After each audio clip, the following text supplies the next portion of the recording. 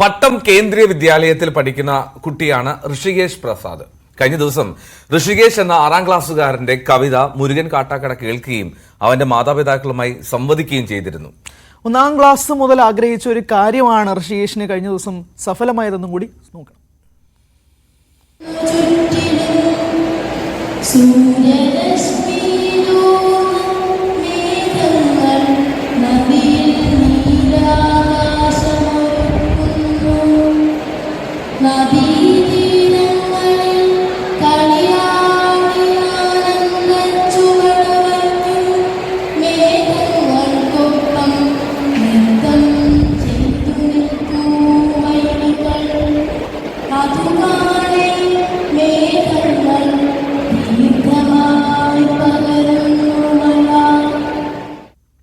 ഏറ്റവും പ്രധാനം ഈ കുട്ടിയുടെ അമ്മ വീൽ ചെയറിലാണ്. സ്കൂളിലെ പേരൻസ് മീറ്റിങ്ങിന് എല്ലാ കുട്ടികളുടെയും അമ്മമാർ നല്ല സാരിയൊക്കെ എടുത്ത് വരുമ്പോൾ തന്റെ അമ്മയ്ക്ക് എന്നാവും സ്കൂളിൽ ഒന്ന് വരാൻ കഴിയുക എന്ന് അവൻ സങ്കടത്തോടെ പറയുമായിരുന്നു എന്നുള്ളതാണ്.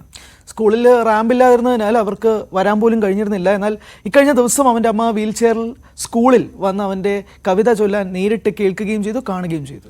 അത് വല്ലാത്തൊരു സർപ്രൈസ് ആയിരുന്നു ഋഷികേഷ്. സ്കൂളിലെ മലയാളം ടീച്ചർ മുൻകൈ എടുത്താണ് അങ്ങനെ ഒരു സർപ്രൈസ് നൽകിയത് എന്നാണ്. ഓക്കെ, അപ്പോൾ അതാണ് എന്നാലും ഋഷികേഷിന് ഒരു വലിയ ഭാവി ഉണ്ടാകട്ടെ. ഒരുപാട് നാളത്തെ സ്വപ്നവും കൂടി നടന്ന ഒരു ദിവസം കൂടിയായിരുന്നത്.